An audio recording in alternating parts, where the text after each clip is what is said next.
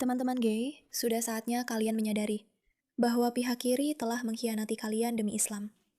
Yah, kalian tahu, kelompok kecil di luar sana yang percaya bahwa kalian tidak punya hak untuk hidup. Dan aku berharap aku yang menemukan kalimat jenius itu sendiri. Tapi sayangnya, itu berasal dari video Paul Joseph Watson 9 tahun yang lalu. Yang berarti selama 9 tahun, hal ini sudah benar adanya. Dan selama 9 tahun, kita semua menutup mata dan berpura-pura bahwa ini tidak terjadi. Bahwa para idiot yang berguna sebenarnya adalah orang-orang yang berjuang untuk hak-hak mereka. Dan mereka digunakan serta disalahgunakan setiap hari oleh para Islamis fanatik yang ingin mengambil semua hal baik dari kita. Kamu tahu, ketika mereka bilang ini adalah sesuatu yang lama, tapi tetap bagus. Inilah tepatnya video ini. Dan aku pribadi sangat menyukainya. Selamat datang di Pushback. Aku Yara Kay, pembawa acara kamu. Pastikan untuk menekan tombol subscribe, sukai video ini, dan mari kita tonton sebentar saja. Bagaimana para Islamis memanfaatkan kaum kiri dan mengkhianati kaum gay. Atau kuis, atau tren transgender, atau apapun di bawah gerakan kelompok LGBTQ. FTS, SBS, NTL, LGBTQ, FTS, SBS, NTL, MNNP. Apakah kamu siap? Mungkin kamu belum siap. Ayo temanku, aku suka semua yang dia lakukan. Paul Joseph Watson. Coba cek dia. Menambahkan filter pelangi ke foto profil Facebookmu bukanlah pengganti untuk mengkritik kebencian Islam yang penuh kekerasan terhadap kaum gay. Begini, dan dia benar-benar tepat sasaran, langsung dari awal. Begitu banyak orang yang begitu getol beraktivisme ketika membela hal-hal yang mereka pedulikan, tapi mereka sama sekali tidak mau melakukannya ketika menyangkut bahaya nyata bagi masyarakat mereka. Kamu akan di luar sana memasang pelangi dan berkata, ya, aku benar-benar peduli dengan kaum gay. Tapi ketika kaum gay benar-benar menderita karena penindasan dari gerakan Islamis, kamu tidak akan mengkritik itu, karena kamu takut dianggap rasis. Membuat tagar yang lemah dan sentimental seperti Pray for Orlando tidak akan menghentikan kebencian Islam yang penuh kekerasan terhadap kaum gay. Menulis tagar Pray for Orlando di Twitter hanya untuk pamer ke teman-temanmu tentang betapa pedulinya kamu tidak akan menghentikan kebencian Islam yang penuh kekerasan terhadap kaum gay. Aku suka ini. Aku tidak tahan ketika orang-orang bersikap pura-pura. Maksudku, kurasa kita sudah melewati masa-masa seperti itu. Seperti mengganti foto profil untuk menunjukkan betapa mereka benar-benar peduli. Atau memposting sesuatu, tapi kemudian tidak benar-benar melakukan apapun yang membuktikan seberapa peduli mereka terhadap sesuatu. Karena itu hanya sekedar pamer kebaikan saja. Dan sejujurnya, pamer kebaikan itu membosankan dan mengganggu. Dan ya, memang ada manfaatnya. Karena itu membuat suatu topik tetap dibicarakan. Dan itu memang penting. Tapi itu tidak berarti kamu adalah orang yang baik. Jika yang kamu lakukan hanya mengganti foto untuk ikut-ikutan tren lokal, atau kamu memposting story di Instagram untuk membuktikan bahwa kamu peduli terhadap sesuatu seperti itu. Mengunggah, semua mata tertuju pada konflik tertentu. Itu sebenarnya tidak membuatmu menjadi orang baik. Kecuali kamu benar-benar memahami konflik tersebut. Dan kamu sudah menyadari apa masalahnya. Lalu kamu benar-benar menyoroti masalah yang sebenarnya. Bukan sekedar mengikuti manipulasi media. Tahu kan? Menghadiri acara doa bersama dengan lilin hanya supaya kamu bisa memajang foto selfie di profil Facebookmu demi mendapatkan pengakuan sosial. Itu tidak akan menghentikan kebencian Islam yang penuh kekerasan terhadap kaum gay. Menulis tagar Love is Love di Twitter hanya untuk menyindir kaum Kristen sayap kanan juga tidak akan menghentikan kebencian Islam yang penuh kekerasan terhadap kaum gay. Sementara kamu mengecam mereka yang membela hak-hak gay di negara-negara Muslim sebagai Islamofob, apakah itu bukan aktivisme yang penuh risiko? Benar. Benar. Benar. Berhentilah berpura-pura bahwa kalian adalah aktivis. Atau berpura-pura bahwa kalian benar-benar peduli. Kalian tidak peduli. Jika kalian tidak mau melakukan sesuatu terhadap ancaman terbesar, yang sebenarnya adalah ancaman yang nyata dan sesungguhnya.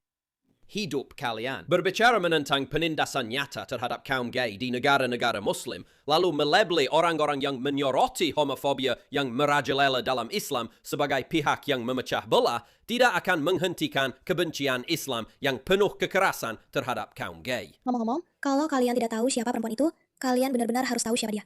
Namanya Ayan Hassan Hali, dan dia adalah seseorang yang sudah terus-menerus membicarakan hal ini selama bertahun-tahun. Aku pernah melihat dia berbicara, ini dari 9 tahun yang lalu, dan dia masih menjalankan misinya untuk menjelaskan kepada orang-orang bahwa mereka tidak benar-benar memahami apa yang sedang mereka hadapi. Karena dia sendiri berasal dari konflik tersebut. Menyebut pembantaian Orlando sebagai penembakan massal. Jadi kamu bisa mendemonisasi amandemen kedua dan membebaskan Islam dari kesalahan. Itu tidak akan menghentikan kebencian Islam yang penuh kekerasan terhadap kaum gay. Menyamakan orang Kristen yang menolak membuat kue pernikahan gay dengan jihadis yang menembak mati kaum homoseksual secara kejam bukanlah argumen yang masuk akal. Benar. Dan, omong-omong, itu semua. Yang kedua, kamu lihat seorang politisi yang muncul dengan pernyataan di mana mereka menggunakan suatu peristiwa politik untuk mendorong agenda politik mereka. Selalu, selalu, selalu. Bukan karena mereka peduli dengan agenda politik itu, tapi karena hal itu sangat cocok dengan retorika mereka. Jadi ketika mereka berkata, lihat, ada penembakan di sekolah, mari kita serang amandemen. Lihat, selalu, selalu, selalu. Bukan karena mereka benar-benar peduli dengan penembakan itu. Bukan karena mereka benar-benar peduli tentang hal itu. Jika seorang pembuat roti membuat kue yang berwarna putih atau berwarna-warni, itu karena mereka hanya menggunakan momen-momen ini untuk mendapatkan pengaruh politik atau untuk pamer kebajikan. Sekali lagi, Menjadi seorang Muslim tidak akan menghentikan ideologi yang secara harfiah ingin menghancurkan peradaban Barat. Tapi Omar Matin adalah seorang ekstremis. Berani-beraninya kamu menyalahkan semua Muslim atas terorisme. Sungguh. Jadi kamu pikir kebencian Islam terhadap homoseksual adalah keyakinan yang hanya dimiliki oleh para ekstremis. boleh aku bilang kalau aku benar-benar merasa ini menarik. Bahwa 9 tahun yang lalu, meskipun kamu mungkin tidak tahu secara spesifik topiknya apa. Hal-hal ini masih terus terjadi, teman-teman. Ini sudah tersedia untuk kita sejak lama. Dan hal-hal seperti ini masih terus terjadi. Rasanya agak memalukan bagi kita. Kenapa kita tidak bisa belajar dari pelajaran ini? Ketika kami menyadari bahwa acara ini akan menjadi pekerjaan penuh waktu kami paham bahwa kami akan membutuhkan sponsor. Tapi aku sangat bersikeras bahwa kami hanya akan mengiklankan hal-hal yang baik untuk para pengikut kami. Kami telah mencari perusahaan-perusahaan yang benar-benar bisa meningkatkan kualitas hidup kalian. Dan Chapter adalah salah satu pilihan pertama kami. Kalian tidak perlu aku beritahu bahwa Medicare itu bermasalah dan mahal. Dan itu sangat menggangguku. Tapi itulah alasan Chapter ada. Dan tolong katakan padaku bahwa kalian sudah mulai menggunakannya. Karena mereka membantu kalian memilih rencana yang benar-benar sesuai untuk kalian. Bukan rencana yang hanya menguntungkan para penasihatnya. Pengguna rata-rata menghemat lebih dari $1.100. Panggilan mereka gratis, hanya memakan waktu sekitar 20 menit, dan bisa menghemat banyak uang dan mengurangi stres. Untuk kalian atau orang yang kalian cintai, jadi hubungi Chapter di 610-680-3337. Itu 610-680-3337. Dan dukung juga perlawanan ini saat kalian melakukannya. Selalu bisa datang dengan tuduhan yang sama. Pembicara ini mendukung hukuman mati untuk homoseksual. Pembicara ini mendukung hukuman mati untuk kejahatan ini atau kejahatan itu. Atau dia homofobik. Mereka menindas perempuan. Dan seterusnya, dan seterusnya. Itu hal yang sama yang selalu muncul setiap saat. Dan kami selalu mencoba untuk memberitahu mereka. Saya selalu mencoba untuk memberitahu mereka itu. Lihat, bukan pembicara itu yang kami undang. Yang punya pandangan ekstrim dan radikal seperti yang kamu katakan. Bukan, itu sebuah kesalahan kan? Tentu saja itu yang dia maksudkan. Itu sebuah kesalahan. Ini adalah pandangan umum yang sebenarnya dimiliki oleh setiap Muslim. Setiap Muslim percaya pada hal-hal ini. Izinkan saya memperjelas apa yang dia katakan. Dia bilang bahwa ketika orang datang kepada kami dan berkata, bagaimana kalian bisa menghadirkan pembicara-pembicara yang mengatakan hal-hal ekstremis seperti itu? Tanggapannya adalah, tidak, itu hanya pembicara-pembicara itu saja. Tapi dia salah. Itu tidak benar. Sebenarnya itulah yang kami semua pikirkan. Kami semua percaya. Artinya, kami semua mendukung pandangan ekstremis. Kalianlah yang menjadi masalah. Mengapa kami harus pura-pura tidak memiliki pandangan ekstremis ini? Padahal kami memang memilikinya. Ya Tuhan, kita punya banyak pekerjaan yang harus dilakukan. Bukan begitu, teman-teman? Hanya karena mereka tidak memberitahumu tentang hal itu, atau hanya karena mereka tidak muncul di media, bukan berarti mereka tidak mempercayainya. Jadi aku akan bertanya padamu. Semua orang di ruangan ini, berapa banyak dari kalian yang Muslim biasa? Kalian bukan ekstremis, bukan radikal, hanya Muslim Sunni biasa. Tolong angkat tangan kalian. Semua orang, Masya Allah subhanahu wa ta'ala. Oke, turunkan tangan kalian lagi. Berapa banyak dari kalian yang setuju bahwa pria dan wanita harus duduk terpisah? Tolong angkat tangan kalian. Perhatikan dia. Pahlawan ini, teman-teman, omong-omong. Lihat pahlawan ini. Hanya ingin menghitung. Kalian semua bisa lihat dia. Ada satu orang yang tidak mengangkat tangannya. Ada satu orang. Biar aku geser layarku sebentar. Satu orang di sini yang tidak mengangkat tangannya. Penting untuk semua orang memperhatikan itu, karena itu membuat perbedaan yang signifikan.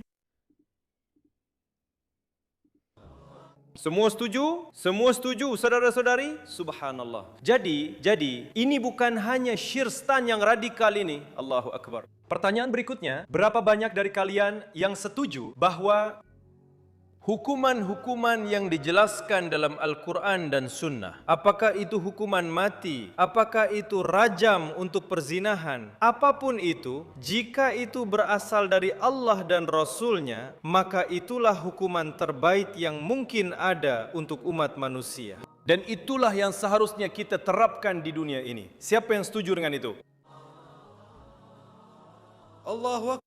Lihatlah betapa muda anak-anak ini. Mereka sangat muda. Begitu banyak orang di antara penonton ini. Kamu lihat, mereka masih anak-anak kecil. Tapi apakah kalian semua ekstremis radikal? Subhanallah. Jadi kalian semua mengatakan bahwa kalian adalah muslim biasa, kalian semua pergi ke masjid yang berbeda-beda, Norwegia. Atau apakah kalian seperti dari sekte tertentu, seperti sekte Islam NEP atau semacamnya? Apakah kalian seperti itu? Tidak kan? Apakah kalian seperti itu? Titik. Tolong angkat tangan jika kalian termasuk sekte Islam net yang ekstrim atau semacamnya. Tidak ada. Kalian tahu apa yang menakutkan? Dari ini adalah videonya sudah sangat lama. Tapi ini membuktikan poin yang sudah kita katakan selama ini. Semua orang selalu menyerangku. Tapi kalian tidak bisa mengatakan ini. Bagaimana bisa kalian mengatakan ini? Itu hanya Islamis. Minoritas kecil, pertama-tama. Bahkan jika itu memang minoritas kecil. Argumen ini sudah aku ulangi jutaan kali. Misalkan itu antara 10-20%. Coba hitung, dari miliaran orang, oke, ratusan juta paling sedikit. Jika 10 dari 1 miliar yang sebenarnya perkiraan rendah. Dan itu jumlah yang lebih kecil daripada jumlah muslim yang sebenarnya ada di dunia. Itu berarti 100 juta orang. Dan kamu seharusnya khawatir tentang 100 juta orang. Benar-benar khawatir tentang 100 juta orang. Itu benar-benar sangat-sangat mengkhawatirkan. Tapi misalkan saja angkanya lebih tinggi. Misalnya 200, 300, 400 juta orang. Tapi apa yang dikatakan pria ini sebenarnya adalah sesuatu yang kita semua sudah tahu. Yaitu, ini bukanlah pemisahan antara kaum Islamis, ekstremis, dan orang-orang biasa. Orang-orang biasa justru adalah pengecualian. Mereka yang hanya sedikit mengikuti ajaran Islam, tapi sebenarnya tidak benar-benar mempercayai kebenarannya. Itu adalah pengecualian dari aturan yang ada. Orang-orang biasa semuanya setuju dengan filosofi-filosofi ini. Teman-teman, ayo kita mulai mengikuti program ini. Sudah saatnya kita mengikuti program ini. Karena merekalah yang mengatakannya, bukan saya. Mereka yang mengatakannya. Kami bukan ekstremis. Kami hanya orang-orang biasa. Mereka yang mengatakannya.